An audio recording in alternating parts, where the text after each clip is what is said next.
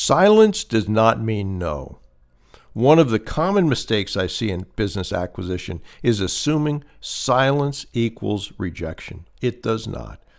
Silence usually means one of three things. The timing is wrong, the priority is low, or the person is overwhelmed. Rarely does it mean no. Most sellers are busy running businesses. They're dealing with employees, customers, regulators, family issues, and fatigue. Your message did not land at the top of their to-do list. That does not mean it landed in the trash, however. The people who close deals understand this. They follow up calmly, professionally, and consistently. The people who do not close deals take silence personally. They assume rejection, they stop. This is where discipline separates outcomes. Following up is not pestering when it's done correctly. It is signaling seriousness. A thoughtful follow-up says, I'm still here. I meant what I said. I am patient and persistent. Most of the competition disappears after the first attempt. That alone creates an advantage for you. Here's a simple rule. If your message was respectful and relevant, silence earns a follow-up. Not immediately, not emotionally, but deliberately. Deals often happen on the third, fourth, or even fifth contact. Not because the seller suddenly changed their mind, but because the timing finally aligned.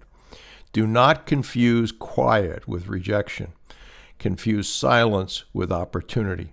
Stay professional, stay patient, stay present. This is how serious acquirers are recognized. And I'll give you an example. In the house we live in Maine, which we renovated, it was built by my ancestors back in the 1860s. There is a house which is right next door, 3 feet off our lot line.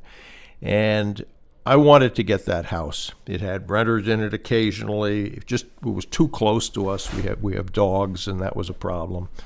And so I, over and over again, contacted every few months the owner of that. Never got a response, never did anything.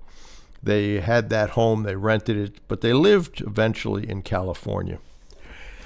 I eventually sent a postcard, essentially it was a correspondence card, to the owner, and it was a good note, and it hit him at the right time, and he called me up and he said, I have that property and I never get back there.